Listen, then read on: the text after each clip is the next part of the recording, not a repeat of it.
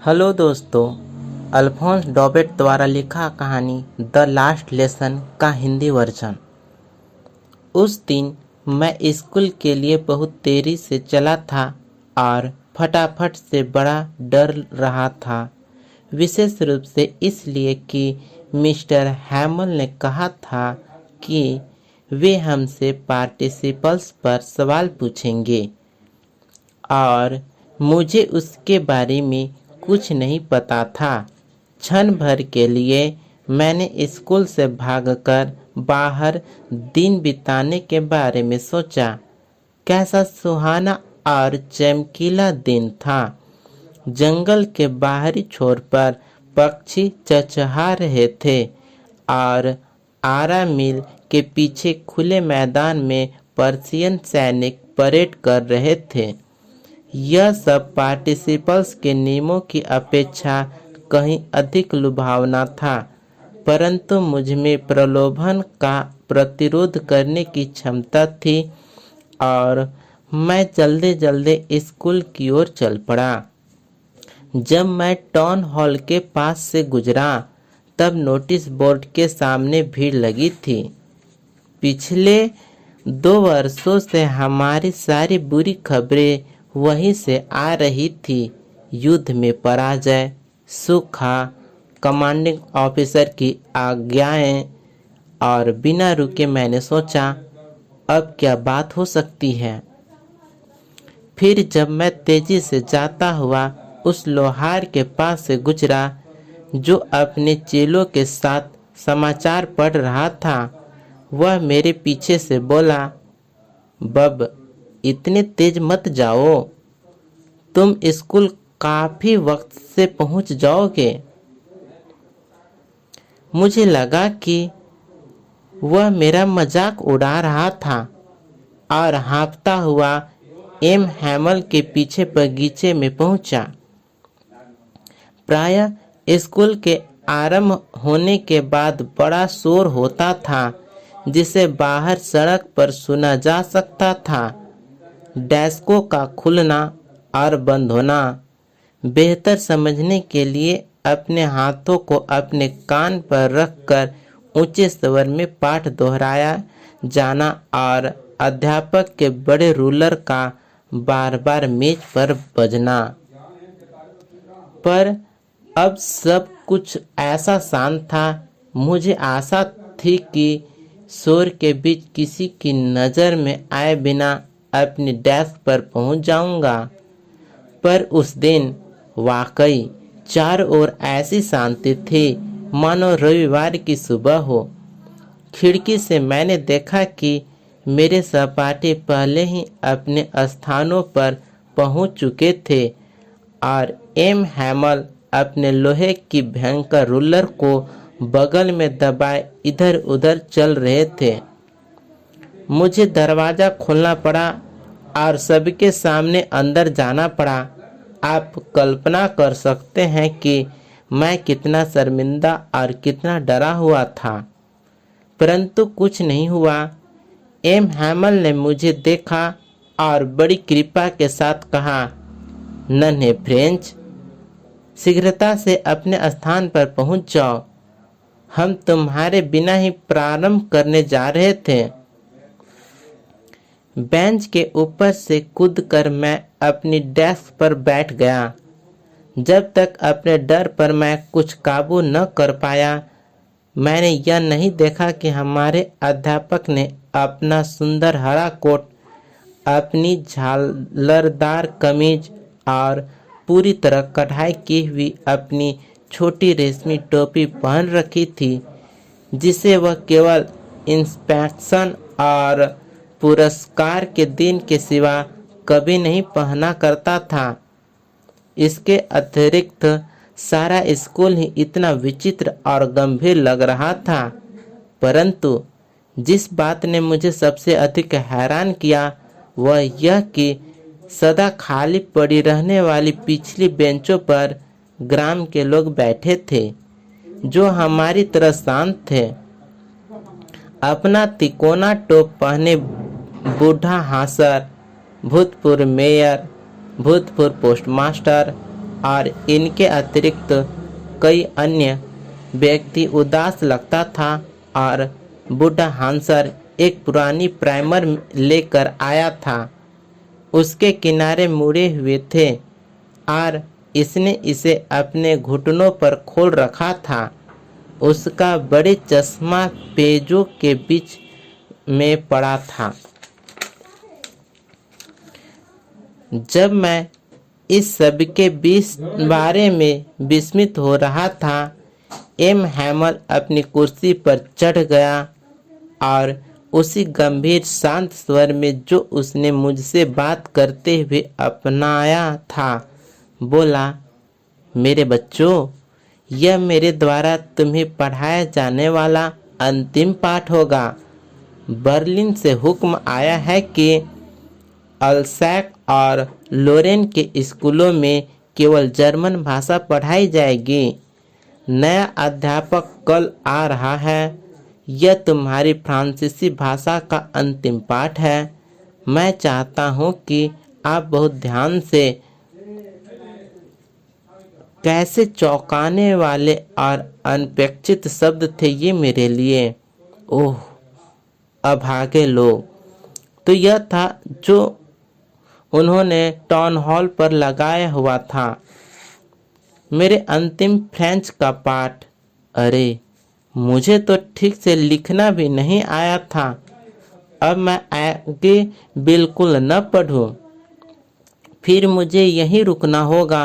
ओह, मुझे कितना दुख हो रहा था कि पक्षियों के अंडे खोजने या सार पर फिसलने के लिए मैं अपने पाठ छोड़कर चला जाता था। मेरी पुस्तकें जो अभी कुछ देर पहले ही बकवास नजर आती थी, उन्हें उठाकर चलना कैसे बोझ लगता था। अब वे ही ग्रामर और संतों का इतिहास मुझे ऐसे पुराने मित्र लग रहे थे जिन्हें मैं छोड़ नहीं सकता था। और यह सोचकर कि वह अब जा रहा था, अब मैं उसे कभी नहीं देख पाऊंगा, मैं एम हैमल के रूलर और उसके विचित्रता को भूल गया।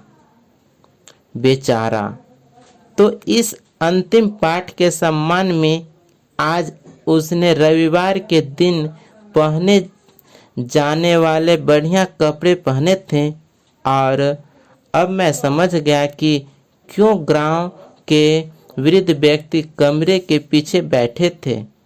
इसलिए कि उन्हें भी दुख हो रहा था कि वे स्कूल में ज़्यादा क्यों नहीं आए। हमारे अध्यापक की 40 वर्ष से अधिक की सेवा के लिए धन्यवाद करने का यह उनका तरीका था और वे अपने उस देश के प्रति भी आदर प्रकट कर रहे थे जो अब उनका नहीं था। जब मैं यही सब सोच रहा था कि मैंने सुना कि मेरा नाम पुकारा गया है। अब सुनाने का नंबर मेरा था। पार्टिसिपल के उन भयानक नियमों को सुनाने के योग्य बनने के लिए मैं क्या कुछ न दे देता अगर मैं उन्हें ऊंचे साफ स्वर में बिना किसी गलती के सुना सकता। परंतु प्रथम शब्दों पर ही मैं भ्रमित हो गया और धड़कते दिल से अपने डेस्क को पकड़े खड़ा रहा। नजरें ऊपर उठाकर देखने की हिम्मत मुझ में न थी। मैंने सुना कि एम हैमल मुझसे कह रहा था, नन्हे फ्रेंच, मैं तुम्हें डांटूंगा नहीं, तुम्हें बड़ा बुरा लग रहा होगा। देखो बात क्या है, प्रतिदिन हम समय से कहते हैं, वाह बड़ा समय मेरे पास है, मैं इसे कल याद कर लूँगा, और अब तुम देखो हम कहाँ निकल आए हैं। आह, एल्सक के साथ यही बड़ी मुसीबत है। वह यानी एल्सक नगर पढ़ने का काम के लिए टाल देता है। अब वे बाहर के लोग जो तुमसे मिलेंगे उन्हें यह पूछने का अधिकार होगा, क्या बात है, कि तुम अपने को फ्रांसीसी कहते हो और फिर भी तुम अपनी भाषा न बोल सकते हो और न लिख सकते हो। लेकिन बेचारे नन्हे फ्रेंच, तुम सबसे बुरे नहीं हो। बहुत बातों के लिए हम सबको अपने आप को दोष देना होगा। तुम्हारे माँ बाप तुम्हारी पढ़ाई के लिए अधिक उत्सुक न थे। वे तुम्हें किसी खेत या फैक्ट्री में काम पर लगाना अधिक पसंद करते थे ताकि कुछ और पैसा मिल सके। और मैं, दोस्त मेरा भी है। क्या मैंने भी कभी तुम्हें पाठ पढ़ने के स्थान पर अपने फूलों में पानी देने के लिए नहीं भेजा? और जब मैं मछली पकड़ने जाना चाहता था, क्या तब मैं तुम्हें छुट्टी नहीं दे देता था? फिर एक बात से दूसरी बात निकलती रही। एम हैमल फ्रेंच भाषा की बात करता रहा, कहता रहा कि यह संसार की सबसे सुंदर भाषा है, सबसे स्पष्ट और सबसे तर्कसंगत, कि हमें अपने मध्य इसकी रक्षा करनी होगी और हम कभी इसे न भूलें, क्योंकि जब किसी समाज को गुलाम बनाया जाता है तो जब तक वे अपनी भाषा को कस कर पकड़े रहते हैं तब तक ऐसा है कि मानो उनके पास अपनी जेल की चाबी है। फिर उसने एक व्याकरण खोली और हमें हमारा पाठ पढ़कर सुनाया। मैं यह देखकर हैरान था कि मैं उसे कितनी अच्छी तरह समझ रहा था। जो भी वह बोल रहा था कितना आसान लग रहा था, कितना आसान। मैं यह भी सोचता हूँ कि मैंने कभी इतना ध्यान से सुना नहीं था, और यह कि इतने धैर्य से उसने हर बात कभी समझाई नहीं थी। कुछ ऐसा लगता था कि वह बेचारा व्यक्ति जाने से पहले अपना सारा ज्ञान हमें दे देना चाहता था और एक ही झटके में सारा कुछ हमारे सिरों में भर देना चाहता था। ग्रामर के बाद हमें लिखना सीखना था। उस दिन एम हैमल हमारे लिए नई कॉपियाँ लेकर आया था जिन पर सुंदर गोल लिखावट से लिखा गया था, फ्रांस अल्सेक, फ्रांस अल्सेक।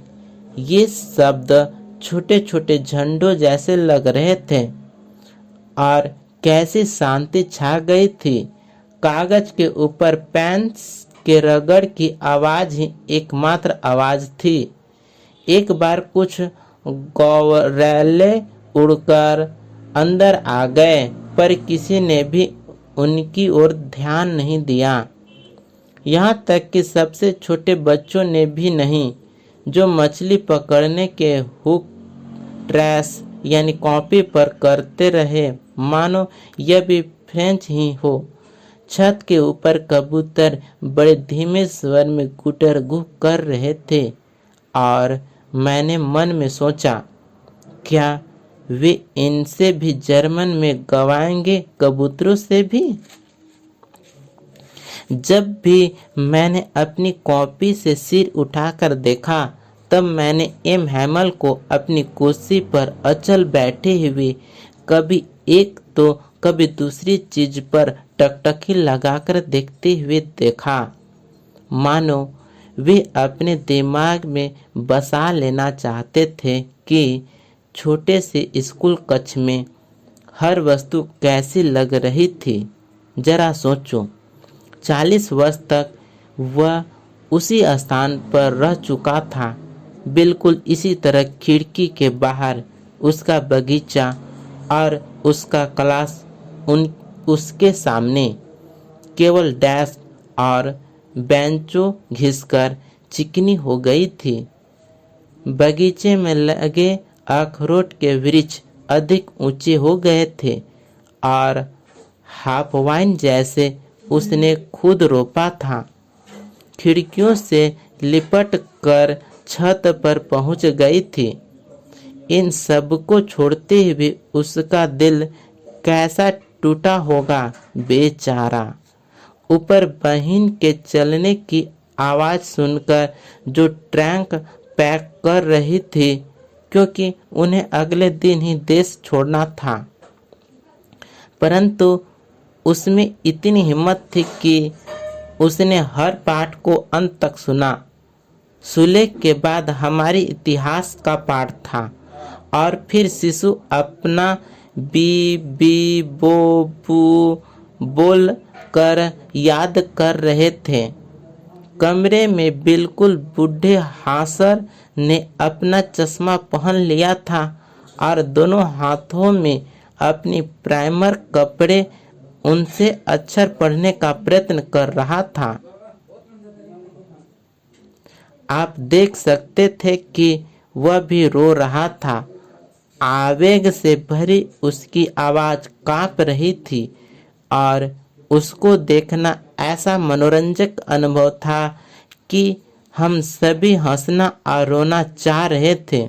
आह, कितनी अच्छी तरह मुझे याद है वह अंतिम पाठ। बिल्कुल तब ही चर्च की घड़ी ने 12 बजाए। इसके बाद धार्मिक पूजा पाठ। ठीक उसी क्षण ड्रिल से लौटते हुए पर्शियन लोगों के नगाड़े हमारी खिड़कियों के नीचे बजने लगे। अपनी कुर्सी से बहुत पीला हुआ एम हैमर उठ खड़ा हुआ। मुझे वह कभी इतना लंबा नहीं लगा था। मेरे मित्रों, वह बोला, मैं पर किसी चीज ने रोक रखा। वह आगे नहीं बोल सका। तब वह ब्लैक बोर्ड की तरफ मुड़ा, एक चाक उठाई और अपनी सारी शक्ति लगाकर जितने बड़े अक्षरों में वह लिख सकता था लिखा, फ्रांस चिरंजीवी हो। तब वह रुका और अपने सिर की दीवार पर झुकते हुए बिना कोई शब्द बोले उसने हमें अपने हाथ से संकेत किया, स्कूल समाप्त हुआ, तुम जा सकते हो। इस प्रकार से ये द लास्ट लेसन का हिंदी अनुवाद समाप्त हुआ। यदि आपको अच्छा लगा तो कमेंट में हमें ज़रूर बताएं। धन्यवाद।